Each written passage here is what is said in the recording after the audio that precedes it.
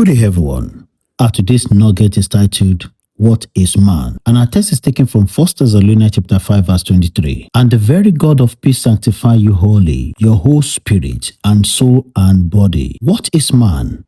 Man is not just a body. God created you to function in 3 dimensions: spirit, souls, and body. Genesis 2 verse 7 says, God formed man from the dust, the body. He breathed into him the breath of life, the spirit, and man became a living soul, the seat of your mind, emotions, and choices. Your body connects you to the physical world. Your soul helps you to think, feel, and decide. But your spirit is what connects you to God. Job 32 verse 8 says, there is a spirit in man, and the inspiration of God Almighty gives understanding. So when your spirit is alive to God, you receive direction, discernment, and spiritual clarity. 1 Corinthians chapter 2 tells us that the natural man cannot receive the things of the Spirit of God because they are spiritually discerned. That means you can be active physically, intelligent, and emotional, yet still miss God if your spirit is disconnected. So today, brethren,